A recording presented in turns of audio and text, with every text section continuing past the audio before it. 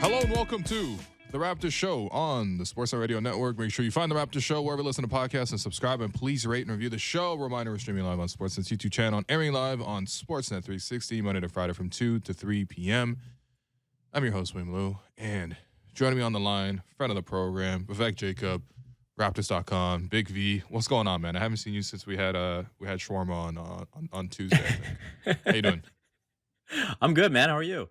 I'm doing well, man. I'm doing well. I shouted out the place at the end of Tuesday's show with Blake. But Love yeah, it. credit to you, man. Credit to you. It's a great Hey, spot. Yeah. more practices, more shawarma. I don't know if this is like a routine thing because, people who understand Toronto geography, the OVO Center is like fairly close to the highway, like literally it's like right beside the highway. And it's very Yeah. easy to get on the Gardner. But I don't know if we always want to drive out to Kipling for lunch, No, I do it once in a while. It's Okay. just, Yeah. yeah. All right. It's We're like not a here. once a month, once every few weeks, depending on how the practices are going. Yeah, well, we don't have this problem for at least another 2 weeks because obviously the Raptors aren't here, hmm and they are on the road tonight to face the Golden State Warriors. We'll cover that in the second half of the program when we have another friend of the program, Andy Liu, on the program. I know, I'm sure Alex is very sad that he's not going to be here to talk to Andy because I know how fond of him he is. But of course, Alex is also quite fond of you, Vivek, and as am I, because I can always just hit you with topics at like 11 a.m. The show goes live at 2, and I just shoot you a DM, and I'm like, here's some like assorted topics. Let's just get to them, and you're always good for it. So, Yeah, man. let's get to it. Okay, first one. It's the old school vibes. Rumor roundup, because we got to do this at the start of every show nowadays, because there's always fresh rumors that comes out. This one is following up on a report that came out earlier in the week that Fred VanVleet is changing agents. It's now been reported by Mark Stein that Fred will be signing with Clutch Sports. To me, that wasn't necessarily too surprising because once Chris Haynes was the one who broke the news that Fred was changing agents, kind of had an inkling of where it might go. Yep. Just based on the fact that Chris Haynes has a very, very strong history of reporting news around Clutch and Clutch clients. But yeah, Vivek, your reaction to this? Yeah, I think it just says that, Fred is getting everything in order for the summer. Okay. If anything, I think he is probably pretty confident about what's going to happen at the deadline and says, okay, this is the best move for me in the summer and figuring out exactly what the best possible avenue is, whether it's staying with Toronto or pursuing a new team in free agency. Okay. Um, when you're seeing the amount of teams that have been linked to Fred, and who knows, right? At this time of year, it's really just peak, like throw whatever is out there. It could be smoke screens from teams. It could just be speculation. It could just be loose reporting of like hearsay that becomes reported and then becomes sort of like a big thing. You don't know at this time of year, right? Clearly, there's a hmm lot of info that gets out there, but you have heard a lot of teams interested in either trading for Fred VanVleet at this deadline, or presumably, if they're interested in trading for him now, they're probably also interested if they had the cap space to then go make a move in the off season. Does the relative? I don't know. It feels like there's a lot of teams interested in Fred. And I think the perception here and the experience here has been, he hasn't had the greatest season, although his numbers are really slowly coming back to very close to where they were last year. Does that surprise you that there is still this strong and this robust of a market for Fred? Not necessarily. I think the teams that are interested probably view Fred as a piece that they need, not like, a top two piece. I think that's where the difference is, right? Like if you're looking at Fred saying, hey, you need him to be the number one guy or the number two guy, then, you're probably not talking about winning a championship. And Mhm. so I think when you look at the teams uh, that might be out there, whether it's Orlando building forward, whether it's the Clippers trying to, stabilize themselves at the point guard position, like they have other pieces in place, Right, right? right. Even if you look at a team that's rumored like Phoenix, right? Mm, I think that puts Fred in the best position to succeed, I think, on a championship team. And so I think that's how they're probably viewing it, where the load that he's having to carry with the Raptors is going to be alleviated, and that will bring out the best in him. And with the shooting struggles, I mean, we've already seen him trend the right way. They probably view that more of as an anomaly, and that his body of work in the NBA speaks to him just being a very good 3-point shooter, flat out, and someone who, again, you take away the load that he has right now in Toronto, maybe he does return to what he's capable of defensively. Yeah, no, that's fair. I mean, to be honest, I don't know if Phoenix is still like a title contending team. I know they went to the finals as recently as 2 years ago, but yeah, it just to me, it's like so much of that was Chris Paul, and if you're signing or if you're trading for Fred, that probably means you're moving on from CP, right? So, and Hmm. Fred's very good, but I mean, Chris Paul is literally the point guard, right? And what he did over the course of the last 2-3 years here with Phoenix, um, especially in the regular season, but even at times throughout the finals and stuff like that. Like, he's the main driving force there. Yeah, I guess it doesn't surprise me either. It's not like there's a lot of available point guards out there, you know? Yeah. And even though I think Fred hasn't had like the best season that he probably anticipate, you could clearly tell there's some, frustrations and ups and downs, stuff like that. At the end of the day, it's still a pretty decent season when you're looking at it. When he goes into free agency, I'm not surprised that there'll be teams interested. Speaking of teams interested, OG Anunoby. So the report came out from Ian Begley that the Knicks registered interest in OG Anunoby. Sometime he didn't really specify when, but it seems to be within this season. Um, I believe the offer that he described in passing was sort of multiple picks for OG. Maybe, who knows? The Knicks are a team with tons of extra picks. They could be one of those teams that had offered 3 picks for OG. We saw that report as well from Bruce Arthur of the Toronto Stars. So, yeah, I mean, the Knicks as a fit for OG Anunoby. Would you feel comfortable trading OG to a team that you're literally going to face 4 times a year? Is that a factor at all for you or no? I think if you get back a significant return, um, then you just consider it, right? Mm, I don't think, Masai Ujiri thought about having to face the Knicks 4 times a year when he traded away Andrea Bargnani. So I think if you get the right value in return, then you just do the deal. And so with OG Anunoby, obviously the Knicks, you can see the fit. Like he would slot into that starting lineup next to RJ Barrett and Julius Randle and Jalen Brunson really nicely. mm. Um, and so, it's something that you consider, but obviously that's not what the Raptors are looking to do right now. They're looking to still evaluate and, potentially have a piece that is ready to go right now, because I don't think the Raptors are going to be inclined to just take picks and think about the future. Mm. Um, and if there's, I think, a ready-made piece that's a different type of piece that can come back, plus you get some uh, picks to stock the cabinet, then I think you probably consider it more seriously. Yeah, I agree with you. I think, yeah, especially if you're gonna again, there's no real interest in ever trading Pascal Siakam at when he's playing like this. I know that people might speculate in terms of, okay, if the Raptors fully go in the tank, they might go in that direction. They're not going to do that. So as long as you have him around, as long as you have a competitive base around, honestly, as long as you have Masai around too, like I just really don't see them pivoting into sort of that full on, like, just take all your players right now and trade them for future pick style. But at the same time, like, yeah, I think with OG, if you were to make more trades, I feel like if you were to move him, for example, I think Memphis, again, there's no specific link between those two teams, but I'm just looking at it on paper. They have the type of players where you get immediate Yep. prospects and who potentially could step into a bigger role while also getting some future assets in addition to that. But listen, we've been doing so much trade talk in this past week. I think we've probably done it on every single episode. Maybe so. Yeah, we'll check back in on Monday because I've reached my capacity for the week on trade talk. In terms of actual news results, so the All-Star starters were announced yesterday on TNT. No Hmm. real surprises. Obviously, someone in the East was going to get squeezed out in the front court because they only had 3 front court positions, and of course, you have 4 of the best players in the league, not just in the East, are front court players. In KD, in Jason Tatum. in Giannis and Joel Embiid. Embiid ends up being the odd man out. Obviously, he's still going to make the All-Star team, but Yeah. I think for me, well, first off, actually, Vivek, to you, like, did the voters get it right? And by the way, the voters in this case is 50% fan vote, 25% player vote, 25% media vote. Did the voting caucus, I suppose, get it right in this one?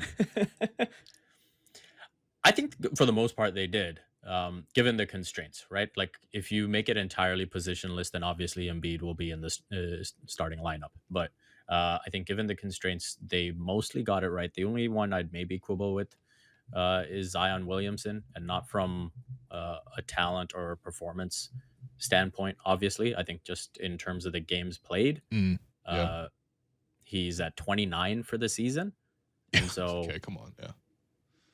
Who would you and put in so instead of that's him, though? I think that's the thing. There might not be as much depth in the West. I mean, obviously he didn't look the greatest against the Raptors, but I Mm, think Domantas Sabonis is having an outstanding year. okay. And you look at the way the Kings have performed, I think he definitely would have been eligible for a front court spot. Yeah. So, from a games played standpoint, I probably would have gone with him. But hey, if Zion is healthy and ready to go for that All Star game, it's going to be a lot of fun to watch him on the court. Oh yeah, no, I'm obviously like in an all-star setting. I mean, this is not the only consideration, but in an all-star setting, I'd definitely rather see Zion than DHOs with Domantas Sabonis. You Yeah. know, yeah, no, I mean, look, I feel like This is kind of the Vince vote, right? Like those couple years where sure, he was injured, but he'd get in the All Star game. It hmm was like, hey, this is what the fans want to see. This is what the fans want to see. yeah, um, yeah. My only thing is if this were more positionless in terms of the voting, I feel like it would have helped for me at least because these guys are all going to be all stars at the end of the day anyway. But if there were positionless in the Eastern Conference, I'd probably take out Kyrie and I put in Joel Embiid. And I think everyone could be pretty happy. Those were the top 5 players Yep. in the conference so far. And then in the West, I'd probably take out Zion and I put in Shea. But you can't have 3 guards. Yeah. Yeah. But No, I like the Shea call. yeah, Obviously, no, Shea Shea, has been incredible. yeah. I mean, it's interesting too because obviously OKC is not a very heavily covered team. You're not going to see them on national TV all the time. Um, but Shea still got a ton of support from fans, and it wasn't just like Canadians coming out to vote because obviously we didn't see that much from the Raptors side of things. But yeah, man, it's because he keeps coming up clutch in all these big moments, and I think that's what sticks in your minds when you're voting for these players more than anything else. But yeah, that's probably all that I would have wanted to see one swap in each conference. So that's pretty good. It's interesting because you can look at some of the other results, right? Because it's always fun, for example, to look at how the media voted or how players voted. In terms of media voting, so Pascal was fifth in media voting among Eastern Conference front court players. Pascal was sixth in the player vote and sixth in the fan vote, so pretty consistently accurately rated. Like I think first off, Yeah. if you're top 6 across the board, you should make the All Star team because they're essentially going to take 6 forwards, 6 guards, right? So when Right. you're one of those 6, you should make it, and I do believe Pascal should make it. Did anything else from the voting, surprise you? Van Vliet was 15th in player vote, 18th in fan vote. Anunoby was 17th in player vote, 15th in fan vote. Both 16th at their positions. Is that standing out to you at all? No, not really. I think the rest of it kind of played out the way you'd expect. I was curious to see, who was more popular between Ja and Shea. Okay. So I thought that was interesting to see. I guess the other one I was looking at was where Jalen Brown would figure in, and so obviously he was up there. I believe he was third Mm, amongst the guards, and so uh, I think those were the other guys that I was looking at. And from a Raptor standpoint, like realistically, with the record being what it is, you are only going to have one player potentially eligible, mm. and that is by far Pascal. And Yeah, no, so, it's not close. Yeah, no one else. and so he's getting the respect that he deserves. And yeah, that's the part that's good to see, right? Like Sure. everyone recognizes that Pascal is absolutely, among that top tier now. Yeah. Um, my only thing is I do think that in like future campaigns, because I don't think that anybody really stood out, right? We've had good like standout years in previous seasons. Obviously, when the Raptors are winning, it helps everything.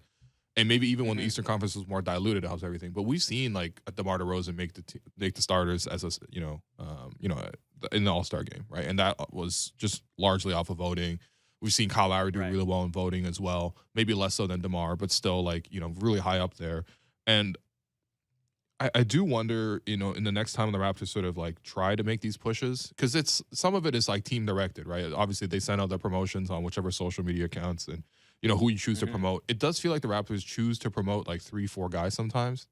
In this case, like Yeah. you see like some OG like for All Star, retweet, or hit the link or whatever, and Fred Yeah. VanVleet for All Star, let's hit the link. Like honestly, let's just take all that and just give it to Pascal next time. Just like really focusing on one candidate. I feel like that might help, but overall, look, I think this is you know, we'll see what the coaches choose. But if I were the coaches and I'm looking at the way that coaches have played the Raptors this season, I'm just looking at it in terms of who gets double teamed on the Raptors and how coaches approach double teaming other players on other teams. Pascal is one of the most double team players in the league, and if you're gonna be as a coach choosing for your team to be double teaming him this much, then you're basically you're basically acknowledging that he is an all star. So I'm counting on the coaches to do the right thing here. Yeah, absolutely. I would be stunned if the coaches didn't vote Pascal Siakam in. I think anyone that has to game plan for Toronto recognizes that he is absolutely at the top of the plan. Mm, He's having an outstanding season, regardless of how much they're planning for him. You can see the improvements in his game from last season to this season. So again, I think the league wide respect is absolutely there now, mhm. and he's had several games this season going up against like top opposition and looked like the best player on the court, and I think that stands out. Yeah. Yeah, no doubt. A couple more wins, I feel like, especially timely wins at this time when coaches are deciding the balance, that would help. For sure. Someone who is having a bit of a timely breakout is Precious Achua, who I understand that you have a piece coming out on him. So I'm looking forward to reading that along with everything else that you write.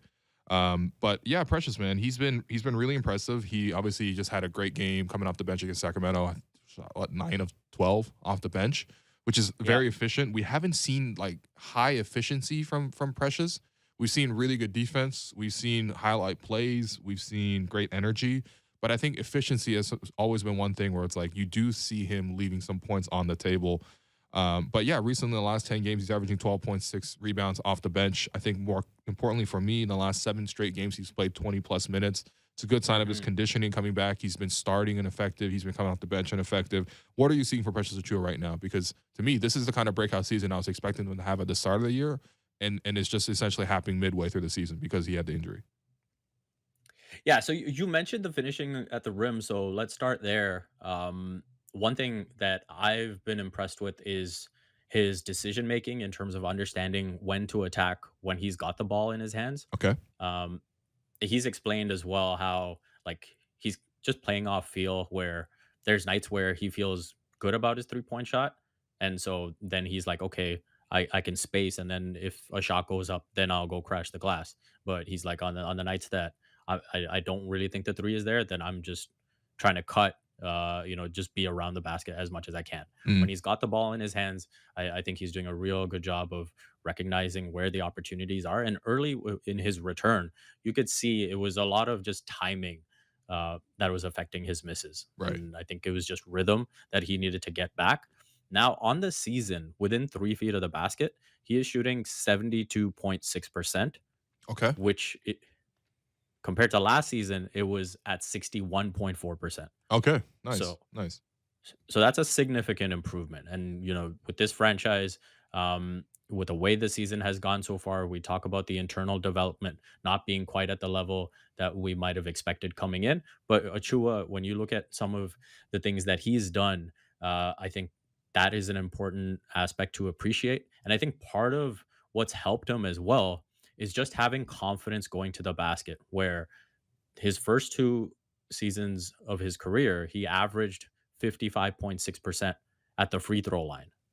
And now, so far this season, he's at 75%. Okay. And Good. so, yeah. And so I think when you have that added confidence of going to the basket, knowing, hey, even if they foul me, I'm confident that I'll knock it down. Like, go ahead and foul me all you want. I think that impacts how the clarity you have going to the basket as well. Right. And so I think all of that in combination is helping him. On Jan 22nd, he went a career best 8 for 10 at the line.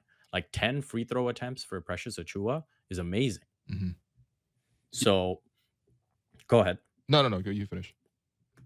So, I think that's an important development. I think the other part that needs to come together is the 3-point shooting. So, obviously, last season he teased the 3-point shot in the second half of the season. Um, Pretty much since Jan 21st of last season, he shot 40.9% from three. And I think the amazing part of that was a good chunk of them were above the break threes. It Hmm. wasn't like, he was just heavy on corner threes. Like a good chunk were above the break threes. And unfortunately, this season, he started just 5 of 34, which is 14.7%. Right. But since Jan 10th, which is about the time, if you look at the box scores, you'll see that's when he started getting like 15 plus minutes a game. And now, obviously, he's up over the 20-25 mark. Um, he's made 9 of his 21 attempts, which is 42%. So we might be starting to see that come around as well. And when you put those two facets of his game together within 3 feet of the basket and then beyond the 3-point line, that accounts for 2/3 of his shot attempts. So it tells you how important that is to his game. And Mhm. if those two are clicking, basically my piece is about how those two aspects are so complementary to the Raptors offense. And then defensively, he's supplementary, right? Like he adds so much to what the Raptors can do. Yeah. And it's literally like decisive in terms of impact.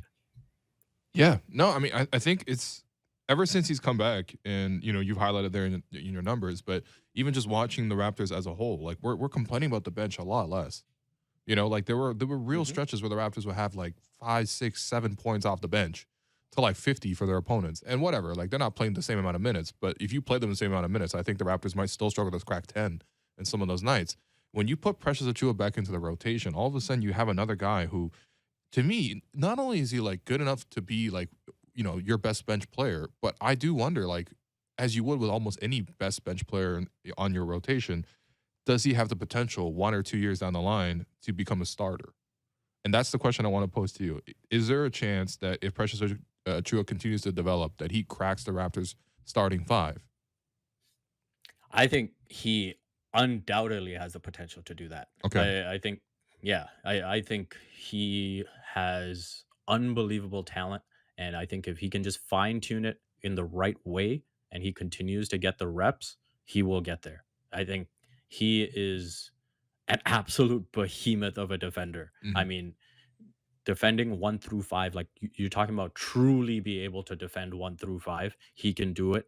And then offensively, again, that 3-point shot comes around, uh, it's going to change everything. And then, from there you start to progress. It's like, okay, I'm knocking down these threes, I'm finishing around the basket. Okay, let's figure out a little bit of this in between. Can I add, a bit of a hook shot, that 3 to 10 foot range, then you start to build out. But for now, it's just focus on basically being a role player on offense, which is finishing around the basket and knocking down open threes, and be the all world defender that you are capable of being. And that alone is enough to get him in the starting lineup. Fair enough. Fair enough. I'm going to ask the messy question. If you get to the starting five, who's coming out? um, okay, so if you look at it, the logical choice is Gary, Okay. because This is a conversation we had a lot last year, so that's not surprising anybody. yeah, yeah. Okay. So I think the logical choice is Gary. And I think at a certain point, you have to evaluate, how you want to build a roster going forward, right? I think Gary offers something unique to the team, and that type of shot making is very valuable. And so you look at what offers might come in for different players, and the most rumored are obviously Gary, Fred, OG. So when you zoom out, you would say it's one of those three, Mm. right? And so, yeah, if we're talking about the future next season, if one of those three guys are gone, then that's an easy slot for Precious to fill in. Yeah. And, that's where, yeah, I even tossed out that idea last season. Could he essentially come in for OG?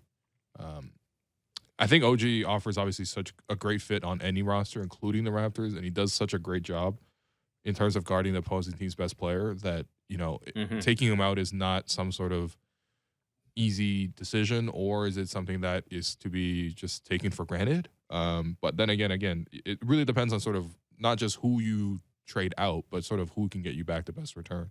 So I've essentially been in that corner for a while, but it's not to say that I actually want to see OG, being replaced by Precious. Obviously OG is a better player than Precious right now. But listen, Precious is really exciting to me, man. I think Right. his performances of late have really helped the Raptors' depth. And yeah, even if the Raptors do make some moves and they go towards the future, which is, I think, a very understandable decision if they choose to do so, there's still going to need some depth on the roster. And, right now, you're seeing the benefit of it with the Raptors healthy, and you're seeing them play better now. I think they've won 6 of the last 10. And it could be even better if they didn't have some truly, truly painful losses in that stretch. But yeah, Vivek, we've run out of time. Appreciate you. All right. Enjoy. Who's United play on the weekend? Oh man, I don't even know. I feel like it's still the cup games. So Okay. Yeah. Who you um, guys got? let me pull up my schedule here. I don't know who we got, man. This is tough. This is tough. Yeah. Yeah, I'm not gonna lie. I'm not excited to watch Liverpool get beat by Brighton for the third time this season. So, anyway, Vivek, appreciate you.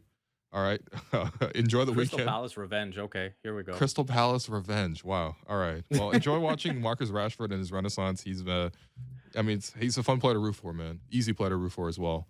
So Yeah. it's been great seeing him round back into form. But yeah, V, enjoy the weekend, and we'll call you probably probably not next week, but the week after. Thanks for having me, Will. All right.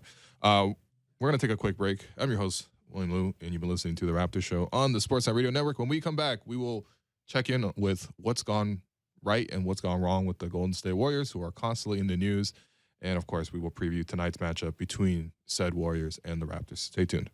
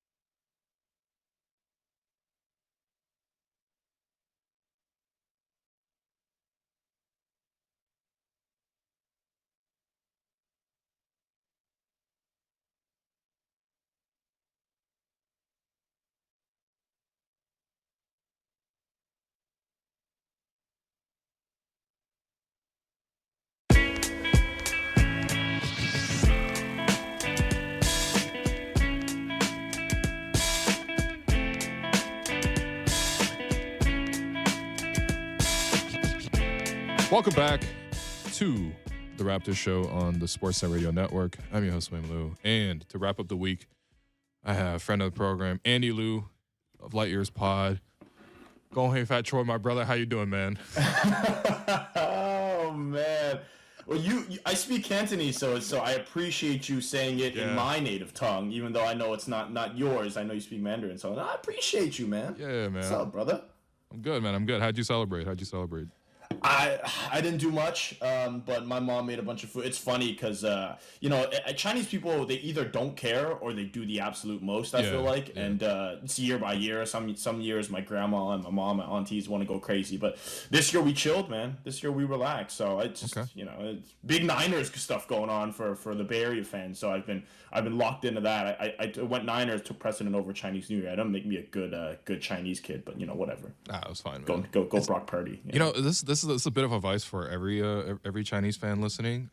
You can never be a good Chinese kid in your parents' view. Like, it'll never be enough. So just be okay with yourself more than being okay with what your parents want. They wanted me to live at home, till I got married, and I was like, guys, that's just come on, man. What are we doing here? What are we doing here? So, all right, Andy. What was I gonna say? First off, your team, my team, both coming off of thrilling wins. For me, thrilling these days is playing defense against the Sacramento Kings, who are apparently averaging 120 points per game.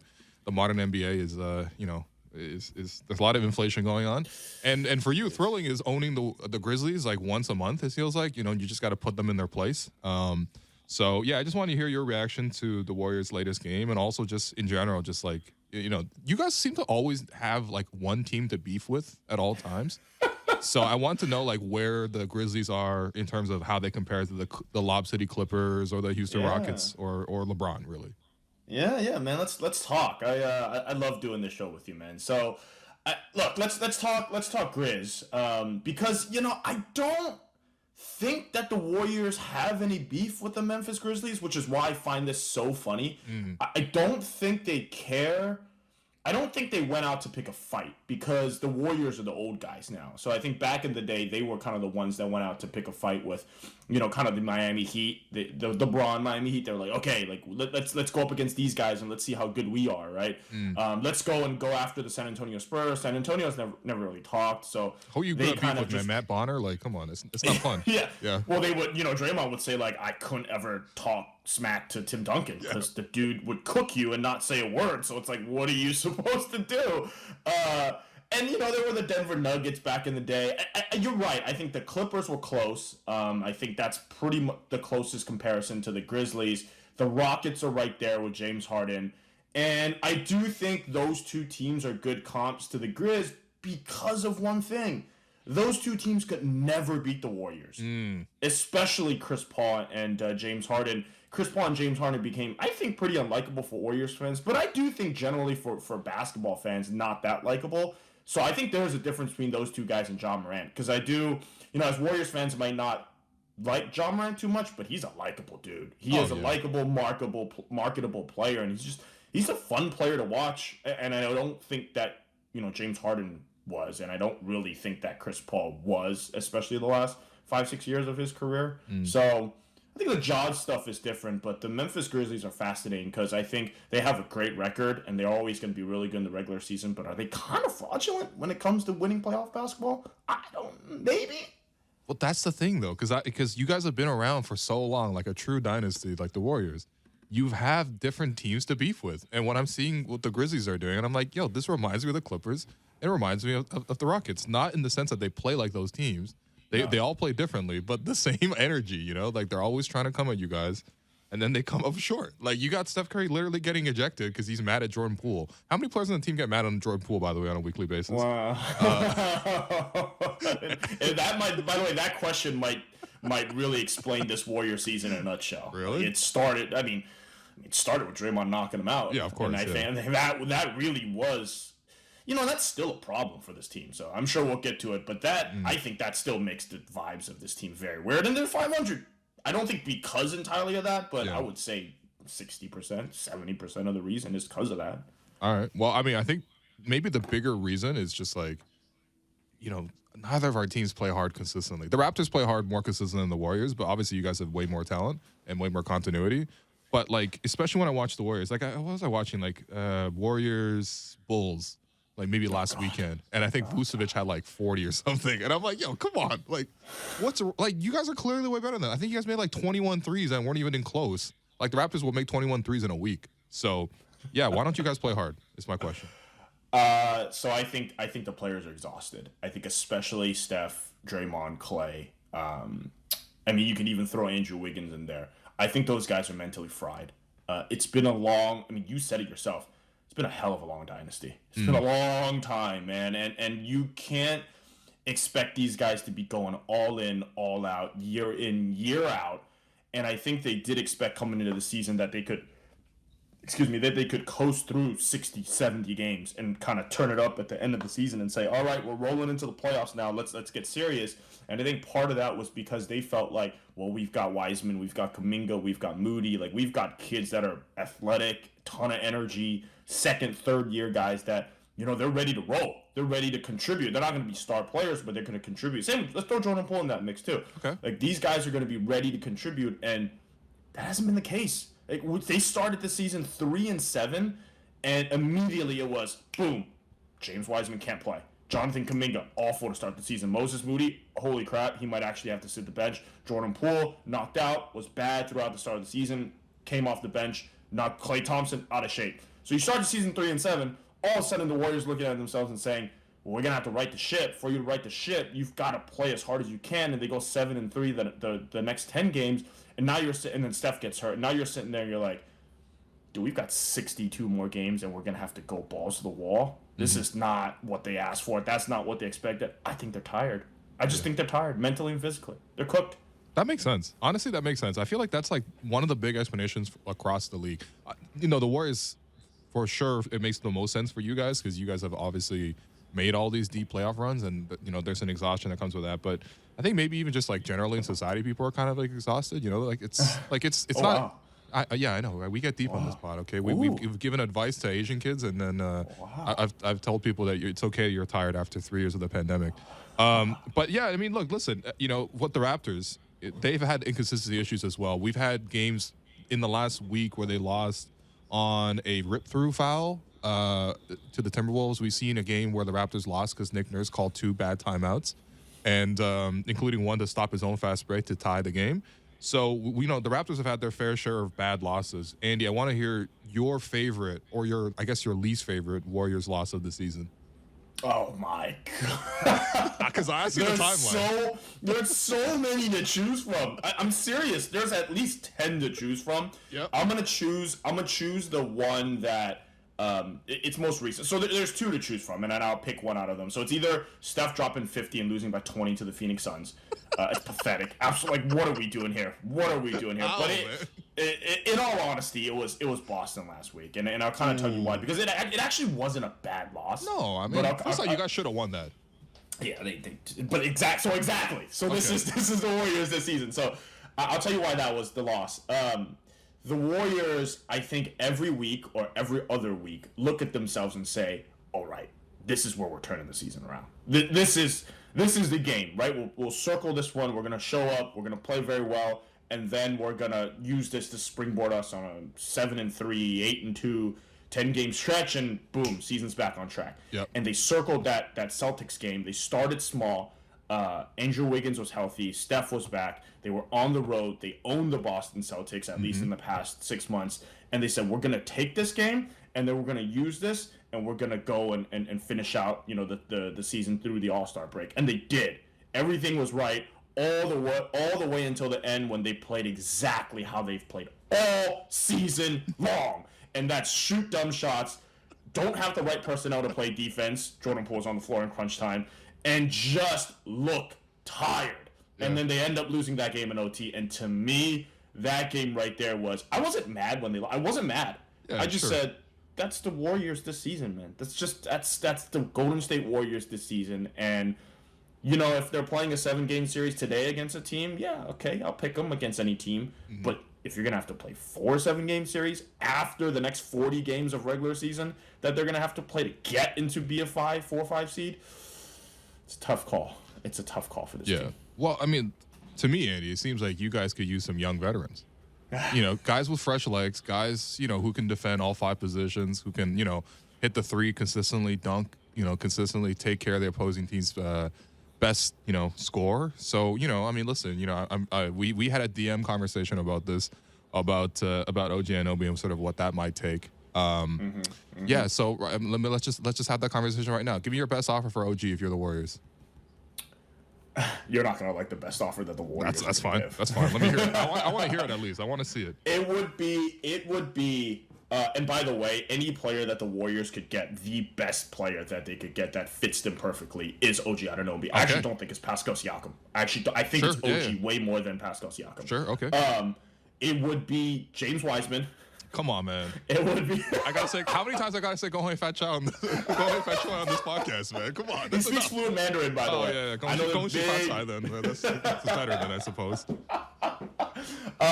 It's Moses Moody, it's James Wiseman, and it's a future. Like that's the best that the Warriors will offer. See? If you're asking me what I will offer, it's a different story. But like Raptors fans are gonna hate that, and they should. We can't even get Kuminga. Offer. Can we get Kuminga? Here's what Joe Lacob would say. He would say, "Why would I trade Kuminga for OG when Kuminga's going to be OG in 2 years?" Because Steph's not going to be Steph in like another 3-4 years when Kuminga eventually becomes Steph. Joe's not worried about that. Don't bother Joe with that nonsense. I'd worry more about present day Steph Curry than future OG for me personally. I personally would as well. I would do that trade. I would move Wiseman, then Moody, we can have Kuminga in a first. Yeah. Exactly. And let's be clear, like I don't even think the trade gets done if that's still the move, right? You put those 3 guys in a future first. Like does that do the trick? I don't know. You know them better than I do. I don't know if that's the best package. I see stuff where people are offering 3 firsts for OG, like what kind of first are they? So it's like market's crazy. The market's insane for players like that. But that's why I don't think it's realistic. I saw some rumors about Gary Trent Jr. That's not a Warriors type player either, though. So really, come on, man. You don't want another Jordan Poole? Yeah, I know. Yeah. It's killing me.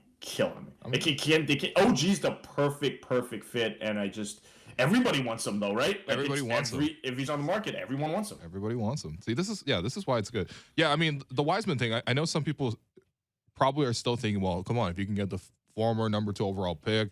He hasn't played a lot of basketball in his life. There's a lot of potential there. 7-footer, like this could maybe on paper be like a buy low opportunity. Can you just explain why Wiseman is not good? Do you guys need any more bigs? Like, isn't that your whole like? That's not a question, man. All our team is bigs. Okay, I know all your team is guards. Our team is bigs.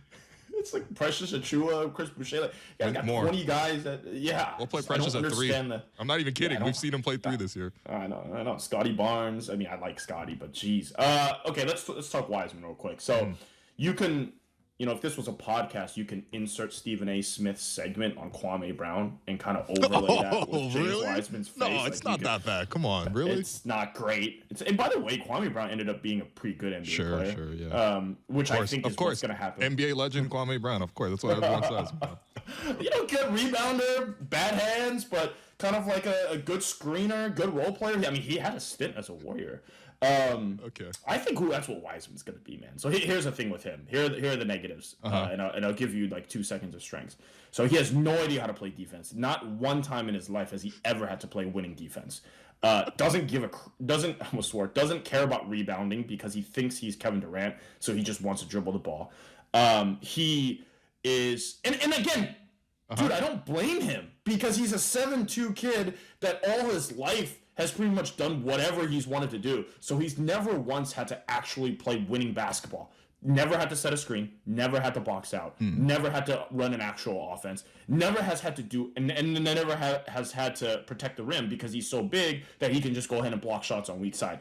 None of that translates to winning basketball. That doesn't matter because a lot of young players, like for example, you look at Jalen Green, who I think is not a good basketball player, but it doesn't matter. Because he can just do whatever he wants and iron out the kinks on a bad team. Yeah, that's what Wiseman needs. The good stuff. I mean, look, he's super athletic. He kind of can shoot a little bit. Decent touch around the rim, and he is pretty coachable. So if you've got a good coaching staff, which is what Toronto has, you can coach him up to be something better than I think versus on a team that doesn't have a good coaching staff, right? So I think there's a lot of potential there. But I think as a number 2 overall pick to where people is like, you know, he's got some AD or some talents. Like I don't think he'll ever get. Yeah. So No, man, his best asset right now is the Mandarin speaking. That's after you give me the whole scouting report, I'm like, maybe I can at least interview him in bad Mandarin. Yeah, no, like he does. I mean, I like Boucher because Boucher's like he was a G League guy, and I know that Nurse kind of pulls him up and down and stuff. But like Wiseman's kind of like that dude. Like he shoots a lot of threes. Like sometimes he rebounds, sometimes he plays good defense, sometimes he doesn't. He's just kind of like, but he's young. I mean, he's young. Here's the other thing. That's another at least bad. They did draft Chris Boucher with the 2nd overall pick, man. That's exactly what I was gonna say next. Yeah. You got to pay him $12 million next season. Like that's tough. That's tough. All right. I mean, that's nothing to do with him, but geez. Yeah. Okay, so that's a no then. That's a no on the OG trade. I guess that's my conclusion to this. What do you think Masai Ujiri thinks? Masai's probably looking at Kuminga, man. Kuminga seems like a Masai type of guy. You know, like he loves super athletic players that he can eventually teach basketball skills to. And it works out for him. Like it's not even a joke. Like it works out. Like Pascal is one of those guys. Chris Boucher is one of those guys. Precious is one of those guys. Like there's a real formula. And I think even like specifically organizations do really well developing like one certain type of player. OG, for example, is not one of those guys. So I mean, Kuminga would fit in that sense. But no, I get it, man. I see him in your rotation already. You guys need more guys in your rotations. How about instead of giving you OG, let me hear your best Otto Porter offer. Just you want Otto back? Come on, man. He's in your rotation. The Warriors need Otto back. I'm telling you that Sai was not like a bad. Bro, but I thought Otto was out for the season. I mean, top 55 protected pick. You can have him for next year. $6 million guaranteed on your books. top 59 protected pick. I will do it. The Warriors. I don't know if they shortchanged him, but they only offered him the vet min. They never even came close to offering more than at that mid level. That's fair. Because they knew he only played 8 games, so it's fair. And that is exactly why. So, dude, listen, the Warriors, they put him on. So here's the thing about the Warriors: if you're injured, they're gonna slow play you to the point where when you're healthy, they wait another 2 games. Yeah. Then you can get to play. And so with Otto Porter, he was. They used him that way, and he still only played like half the games in the season. And by the end of the playoff run, he was good, but he was limping up and down the court, dragging his foot around. So love Otto. He's actually the perfect Warriors player. The Warriors, I think one of the main reasons why they're struggling is they don't have a guy like Otto. They're playing Anthony Lamb, dude. Like it's ugly out there for him. You can have him. I'll take Anthony Lamb. I will take Anthony Lamb off your hands. I don't even think you can trade 2-way guys, but let's do it. Okay, let's make that deal right now on air. Okay. Yeah? What's up? Yeah. No, I was going to say, I don't understand the Raptors. I just don't. And I'm sure you're going to ask me. I don't understand it. No. That's what I'm going to ask you, Andy, because at the end of the show, we do a betting segment. All right. It's now time for Between the Lines, brought to you by Bet Rivers. It's a whole new game. And, the whole idea is just, who are you taking tonight, right? The Raptors are 5-point underdogs against the Warriors. We know the Warriors are amazing at home. And so I'm just going to assume that you're going to pick the Warriors. But I did want to tell the short story because one of the first times that we connected on the podcast was back in 2019. The Raptors were playing the Warriors in the finals. Okay, great time for both of us, I suppose. And we had this whole conversation. We were talking about, who the matchups might be and who might guard who and, all this other stuff. And then we were like, all right, time for predictions. And I was like, well, for me, Raps in 5. And then for you said, yeah, Warriors in 5. So... So yeah, I want to hear who are you taking on tonight's game, man. I'll preface that by saying didn't know Clay was going to tear his ACL and I thought KD would be back by game 1. So did not happen the way I thought it would happen. Did not happen. And, by the way, and I know you're not a Fred VanVleet. I mean, you guys look like you're moving off of FEV. Maybe not. Maybe not. Yeah. Why you want him too? No. Okay. Not. But I can speak to this as a Warriors fan, petrified of Fred VanVleet. Yeah. Can't wait for him to chase Steph around, man. You know what we're gonna do? We're gonna hold Steph to like 5 points, but the Warriors will score 132. So, but it'll be a win. It'll win, all right. I don't understand how. I don't watch the Raptors as much. And last time the Warriors went into Toronto and immediately. Bro, you guys destroyed us. And Steph was I was like, what am I watching? I was like, what is this? It looked like the Warriors. I hadn't seen vibes that bad since watching my own team every other night. So it's just, I think the Warriors are going to win, but I don't know if they'll cover the -5. And also, Really? it wouldn't surprise me if they lost. It would not surprise me. It would not surprise me if Pascal Siakam goes for like 35. OG makes Like he did in eight Game 1 of the threes. NBA Finals, you know what I'm Yeah, saying? Game 6 too, because Draymond decided to reach for no reason. I love that reach, man. That was a great gamble. That was a Bet Rivers play right there, man. That's like a three-team parlay only on the spread, just sick stuff. I think the Warriors. I mean, look, the Warriors need to win tonight. They need every game they need to win. So what? That's the same. That's the same for us, man. All right. Maybe Andrew Wiggins won't play today. Here's the thing about the Warriors. You know, Andrew Wiggins and Kuminga pretty much are their best two-way defensive/offensive guys, and those guys haven't played together at all this season. So right, I heard that on your recent pod. Only 61 minutes combined for those two guys. Hilarious on the court. Yeah. Well, and then you know those two guys and OG haven't played a single minute together this season. Well, you know what I mean? Listen, So that could change. That could change. You know, just make Kuminga available. Anyway, Andy, I appreciate you. Everyone, go listen to the Light Years podcast with you and Sam Esfandiari. And yeah, man, I look forward to reacting to your tweets tonight.